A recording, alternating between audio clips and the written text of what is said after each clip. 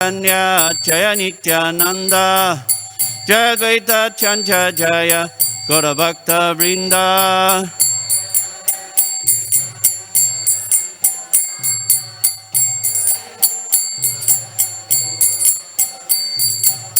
Jai Jai Shri Chaitanya Jaya Nityananda Jaya Advaita Chanja Jaya Gaura Bhakta Vrinda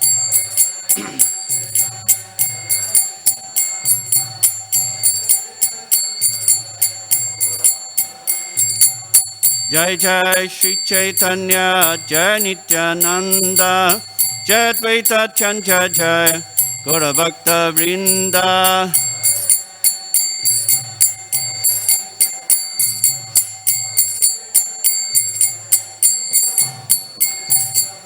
Jai Jai Shri Chaitanya Jaya Nityananda Jaya Advaita Chanja Jaya Gaura Bhakta Vrinda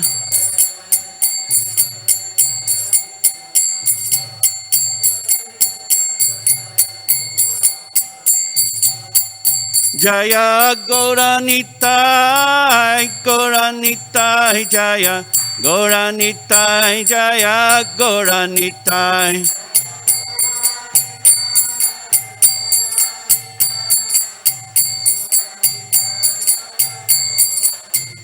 Jaya Jagannath Jagannath Jaya Varade Jaya Subhajan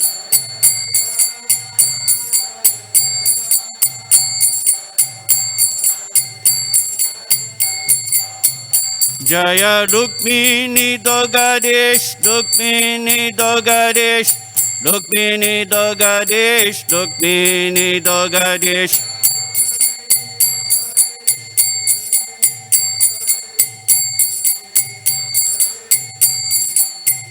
Jaya Prabhupada Prabhupada Jaya Prabhupada Jaya Prabhupada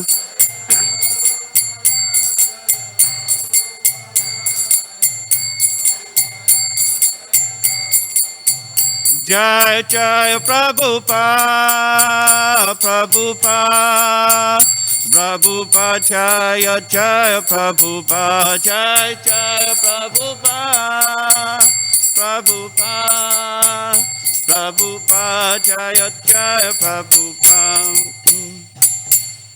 Jai Vishnu Pada Paramahamsa Prairajakcharya Ashtoda Satta Shri Shrima His Divine Grace A.C. Bhaktivedanta Swami Maharaj Shira Prabhupada Ki Jai ISKCON Founder His Divine Grace A.C. Bhaktivedanta Swami Maharaj Shira Prabhupada Ki Jai Jai Om Vishnu Pada Paramahamsa Prairajakcharya Ashtoda Satta Shri Shrima His Divine Grace Shri Bhakti Siddhanta Saraswati Goswami Maharaj Prabhupada Ki Jai Ananda Koti Vaishnava Vrinda Ki Jai Namacharya Shri Haridas Thakur Ki Jai Prem se kaho Shri Krishna Chaitanya Prabhu Nityananda Shri Advaita Gadadhara Shri Vasade Gaura Bhakta Vrinda Ki Jai Shri Shri Radha Krishna Go Gopinang Shama Kun Radha Kun Giri Govardhan Ki Jai Shri Vrindavan Dham Ki Jai Shri Mayapur Dham Ki Jai Shri Jagnapuri Dham Ki Jai Ganga Mai Chamuna Mai Ki Jai Bhakti Devi Tulsi Devi Ki Jai Samaveda Bhakta Vrinda Ki Jai Transcendental Book Distribution Ki Jai Transcendental Prasana Distribution Ki Jai Harinama Sankirtan Ki Jai ISKCON Youth Gadam Ki Jai Nitai Gaura Pramanandi Haribo Haribo All glories to the Sambodhi Bodhis Hare Krishna All glories to the Sambodhi Bodhis Hare Krishna All glories to the Sambodhi Bodhis Hare Krishna All glories to Shri Guru and Shri Gauranga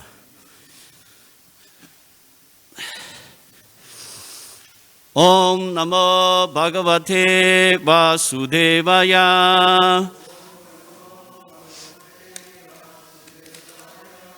Om Namo Bhagavate Vasudevaya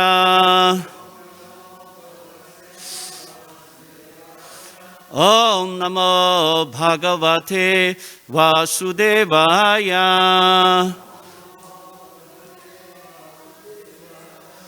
Nanayana Namaskrityam Naranchaiva Narottamam Devin Saraswatim Vyasam Tattvajayam uditayet nasta prayeshu abhadreshu nityam bhagavata sevaya bhagavati udamashtoke bhaktir bhavati naishtiki.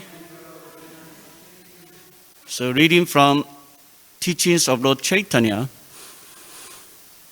So today we are going to read the introduction of Teachings of Lord Caitanya.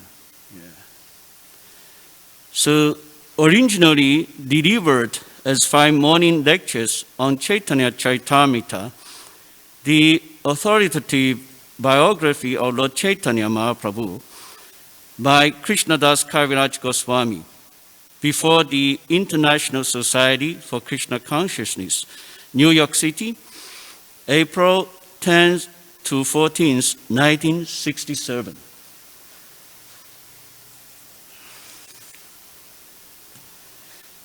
The word Caitanya means living force. As living entity, we can move, but a table cannot, because it does not possess living force. So, by reading this, I suddenly have a question, within my mind. What is the difference between a dead body and a living body? Correct. Abai is very smart. Wonderful. Yes. Because within the living body, there's a spirit soul, which is the living force. But the dead body, because there is no living spirit soul inside. So even the dead body has eyes, he cannot see. Even the dead body has ears, he cannot hear. Even the dead body has the hands, he cannot feel. But we, living body, so we can see with our eyes, we can hear from our ears, and we can taste the taste of the foodstuffs from our tongue, by our tongue. And we can, feel in the object by touching it. Whereas the dead body cannot. So that is the difference between the dead body and the living body. And then Prabhupada continues explaining, saying that movements and activities may be considered to be signs of symptoms of the living force. Indeed, it may be said that there can be no activity without the living force. Although the living force is present in the material condition, it is not amrita, immortal. The words Caitanya Charitamrita then may be translated as the character of the living force in immortality. But how is this living force displayed immortality? It is not displayed by man or any other creature in this material universe, for none of us are immortal in these bodies. We possess the living force, we perform activities, and we are immortal by our nature and constitution. But the material condition into which we have been put does not allow our immortality to be displayed. It is stated in the Katha Upanishad that eternality and the living force belong both to ourselves and God. Although this is true in that both God and ourselves are immortal, there is a difference. As living entity, we perform many activities, but we have a tendency to fall down into material nature. God has no such tendency. Being all-powerful, he never comes under the control of material nature. Indeed, material nature is but one display of his inconceivable energies. So it reminds me one verse from the Bhagavad-Gita, chapter 9, text number 10. Lord Krishna says, Maya Dyakshana Prakriti Suyatesha Chanam Hetu Nanena Kunteya Jagat Vipa Nivartate.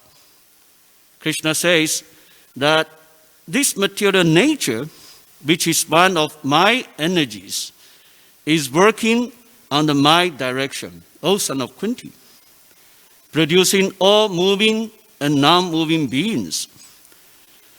Under its rule, this manifestation is created and annihilated again and again.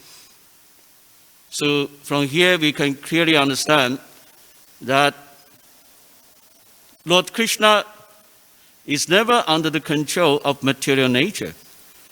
Actually, this material nature is coming from Lord Krishna himself.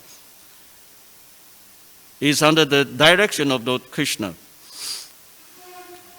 and created, annihilated again and again. So, Prabhu then further explained, very nice explanation. Let's see. On the ground, we may see only clouds in the sky. But if we fly about the clouds, we can see the sun shining. From the sky, skyscrapers and cities seem very tiny. Similarly, from God's position, this entire material creation is insignificant. The tendency of the conditioned living entity is to come down from the heights where everything can be seen in perspective. God, however, does not have this tendency. The Supreme Lord is not subject to fall down into illusion, Maya, any more than the sun is subject to fall beneath the clouds. Because the Supreme Lord is not subject to illusion. He is unconditioned. Because we, as finite living entities, are prone to fall into illusion. We are called conditioned.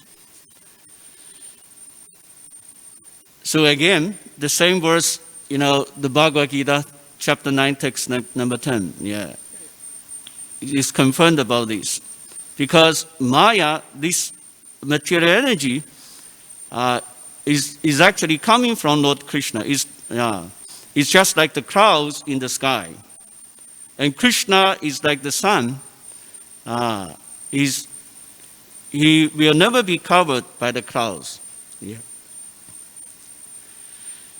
Impersonalist philosophers, Mayavadis, maintain that both the living entity and God himself are under the control of Maya when they come into this material world. This may be true of the living entity, but it is not true of God. For in all instances, the material energy is working under his direction. Those who consider the Supreme Lord to be subject to material conditioning are called fools by Krishna himself in the Bhagavad-Gita. Avajananti mamuda manushin tanu ashritam parambhavam achananto mamabhuta maheshwaram. Fools deride me when I descend in the human form. They do not know my transcendental nature and my supreme domination over all that be. Actually, in another place in the Bhagavad-Gita, I think it's chapter 4, text number 9. Krishna says, Jamakama chamadivyam evan yoveti tatvataha tyaktvan deham punajamam naitimam etisho Arjuna. Krishna tells Arjuna that whoever knows my appearance and the disappearance are transcendental, are not material, then he is able to go back to Godhead, go back to Krishna after the death. So that means whenever Krishna comes to this material world, although he has a body, but his body is Satchitananda. Is actually spiritual, is eternal, not have a material body like us. And if one can understand the activities, the birth of Lord Krishna like that, then he's eligible to go back to Krishna. Yeah. It's actually very simple. We should simply understand that Krishna is always transcendental. Yeah, he's not subject to this material world. Yeah. Lord Chaitanya Mahaprabhu should not be considered to be one of us. He is Krishna himself, the supreme living entity. And as such, he never comes under the cloud of Maya. Krishna, his expansions, and even his higher devotees never fall into clutches of illusion. Lord Chaitanya came to earth simply to preach Krishna Bhakti, love of Krishna. In other words, he is Lord Krishna himself, teaching the living entities the proper way to approach Krishna. He is like the teacher who, seeing a student doing poorly, takes up a pencil and writes, saying, "Do it like this, ABC." By this, one must not foolishly think that the teacher is learning his ABCs. Although he appears in the guise of a devotee, we should always remember that Lord Chaitanya is Krishna, God himself, teaching us how to become Krishna conscious, and we must study him in that light. So by reading this paragraph, it reminds me one verse from the first canto of the Srimad Bhagavatam, where Queen Kunti, she's praying to Lord Krishna, Maya Chavani Kachanam Agyat Dokshacham Avyayam Naraksha Se Muda Disha Nato Natya Daroyata. Queen Kunti, upon the leaving of Lord Krishna to Dwarka, so he was making some prayers to Lord Krishna. In this particular prayer, he was saying, being beyond the range of limited sense perception, you are the eternally irreproachable factor covered by the curtain of deluding energy. You are invisible to the foolish observer, exactly as an actor dressed as a player is not recognized. So, similarly, here Lord Chaitanya is the same thing. Yeah. Although Lord Chaitanya is acting like a devotee, teaching us how to develop love for Krishna, but actually Lord Chaitanya himself is Krishna himself, is God himself, is Krishna himself. So one should have, intelligence to understand that. A foolish man cannot understand that, because they are covered by the Krishna's illusory energy, by Maya. Yeah.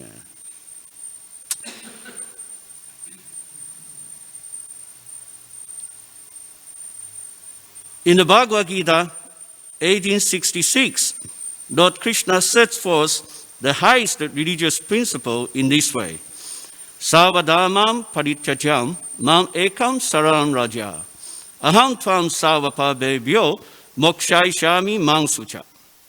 Abandon all varieties of religion and just surrender unto me. I shall deliver you from all sinful reaction. Do not fear. This may seem to be a simple instruction to follow, but invariably our reaction is, oh, surrender, give up. But I have so many responsibilities. And Maya illusion says to us, don't do it, or you will be out of my clutches. Just stay in my clutches, and I'll kick you. It is a fact that we are constantly being kicked by Maya, just as the male ass is kicked by the face of the she-ass when he comes for sex.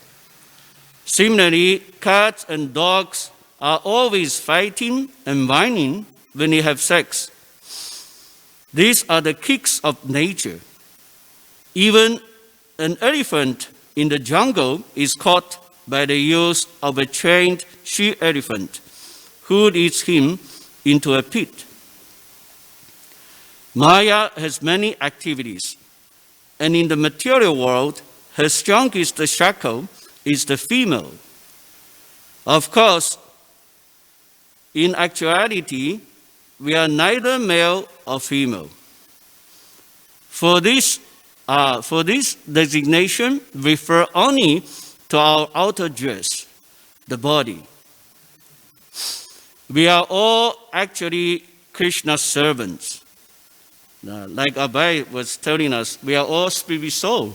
We are not this material body. Yeah. In the conditioned life, however, we are all shackled by the iron chains which take the form of beautiful women. Thus, every male is bound by sex life, and therefore, when one attempts to gain liberation from the material clutches, he must first learn to control the sex urge.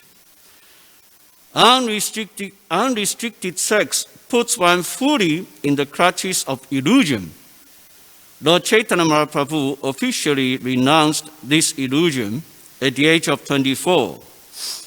Although his wife was 16 and his mother 70, and he was the only male member of the family.